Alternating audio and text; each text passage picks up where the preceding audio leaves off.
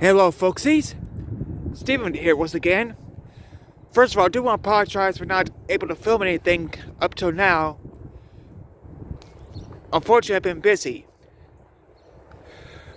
Still busy trying to get my friend a job and all, and it's been taking time away from me filming these videos. But hopefully, she'll get a job soon. But anyway, on top of that, we had a flood in Kentucky last week, and well, it was hard to get around town anyway. Fortunately, although 7 people have passed away,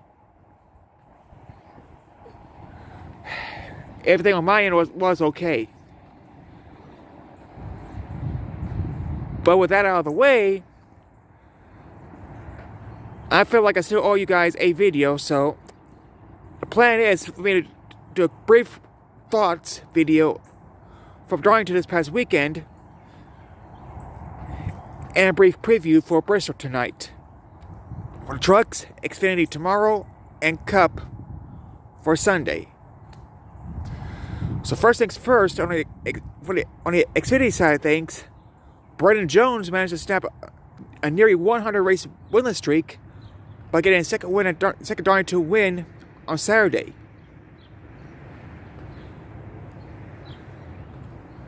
Overall, I thought that was a good race. And other people want to criticize the CW for the resolution and whatnot, and I get it, but at the same time, I thought it wasn't too bad in terms of the broadcast.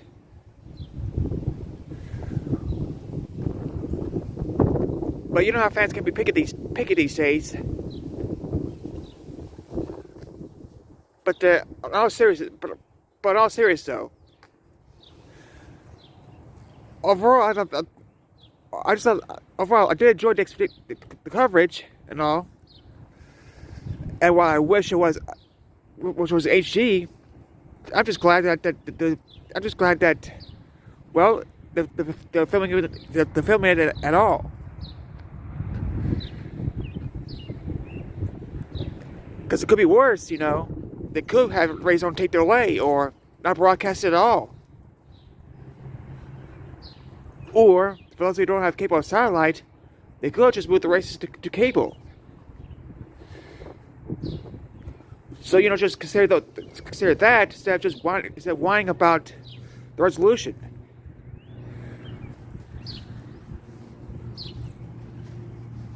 But anyway, the Cup race, meanwhile, let's just say that it was William Byron for most of the race, but thanks to pit strategy and a late caution, ultimately Denny Hamlin got his second straight win. And he looks to do what Christopher Bell did earlier this season and try to win 3 in a row at Bristol.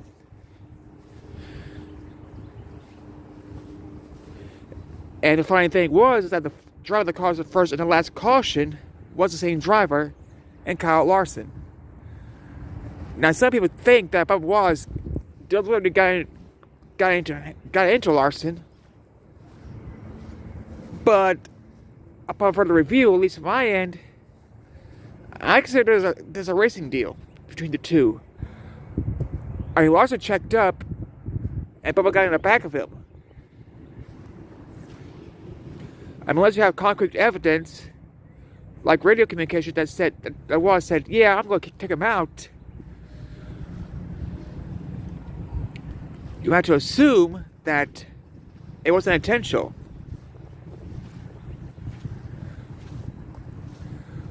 But I did notice that a lot of people on Facebook, YouTube, and so forth, that were calling for Nascar to penalize Wallace for what happened, even though in this case, there was no need. But, you know how they are.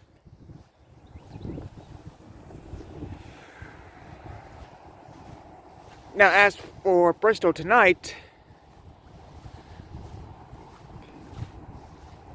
I'm going to go on a limb and give Corey Heim the win tonight. For tomorrow, I think Allgaier might be able to get back to what I think Allgaier might be able to take it back, get the win again in that series. And yeah, I think Hamlin could make it 3 in a row at Bristol on Sunday. Now next weekend, the Cup Series will be off. It will be the first time in years that the Xfinity and Trucks are going back to Rockingham. And that itself is going to be a fun event to see.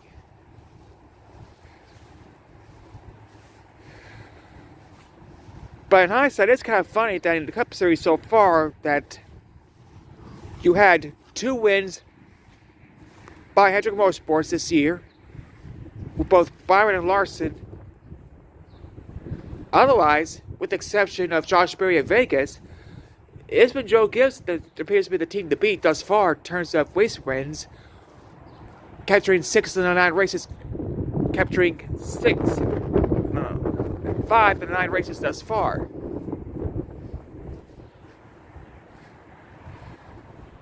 Including back-to-back wins and 3 in a row respectively for Bell and Hamlin.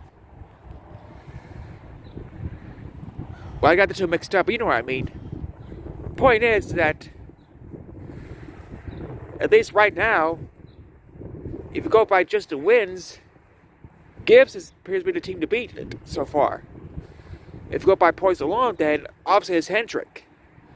Penske, meanwhile, yeah, at least so far, they're nowhere to be seen. Same with Ford. Because like I said, outside of Berry's win at Vegas, Ford's not got a victory lane at all this season in all 3 series. Which, to be honest, the were similar boat last year. But did manage to go to victory lane during the second half of the season from Darlington onward last year. And like I said, so far this year, Berry's the only one who gave Ford a win in the Cup Series.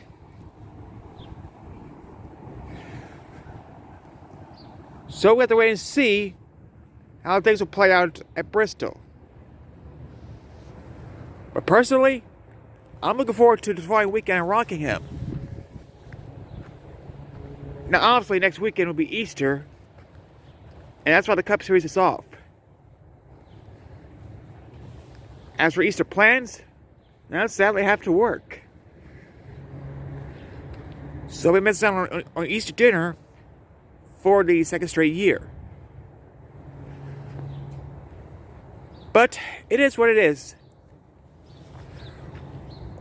I will go ahead and make my predictions now for Rockingham. And I think Casey Kane has a chance for the Cup race. Xfinity race there, my mistake.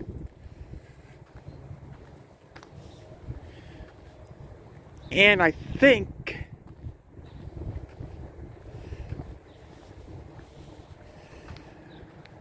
I'm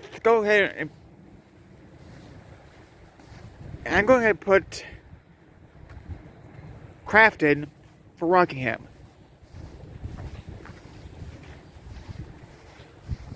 But as the old saying goes, we shall see. And quite frankly, the only other thing of note is the updates regarding 2011 for World trying to get Liberty Media to back them up on their lawsuit against NASCAR, which failed, by the way. And the settlement between Jackson and Joe Jr. regarding the 8 for Junior Motorsports, which Jr. has agreed to change the font of that number for the Xfinity Series. Although there's also a little bit of sad news to report, the passing of Truck Series Championship owner, and I apologize in advance for butchering his name, but Shigeru Ishitori, and again I do apologize for mispronouncing the name, was killed in a car crash this past Sunday in North Carolina.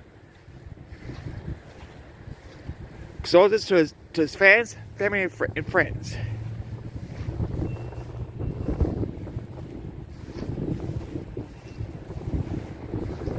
Now, there is one other thing I did want to talk about right quick before I wrap things up for now, folks.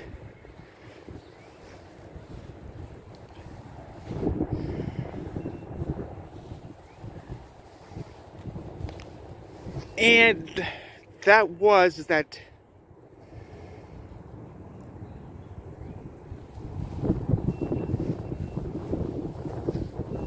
that's as a reminder that with the exception of Talladega,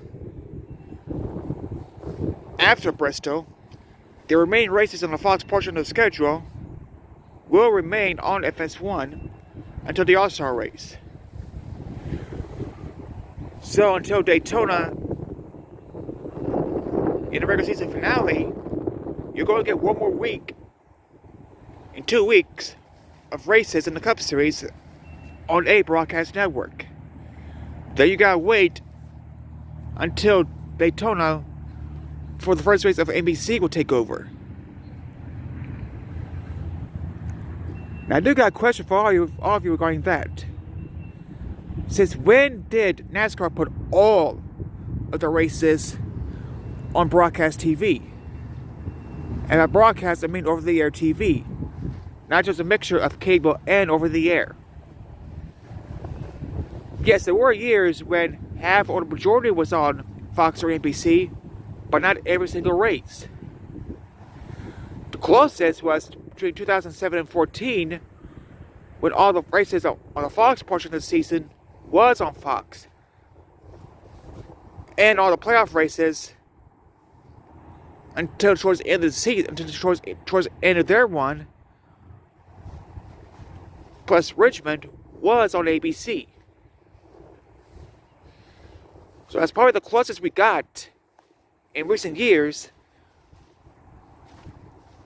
Let's count what Fox and NBC did during their last period. I've had the races on over-the-air TV. But you still had races on ESPN and TNT at the time as well. So just keep that in mind. Anyway, that's going to wrap things up for today.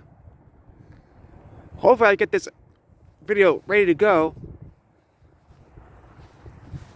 Maybe not tonight for the truck race, but possibly by the Xfinity race tomorrow. Until then, I'll see all of you next time. Bye-bye.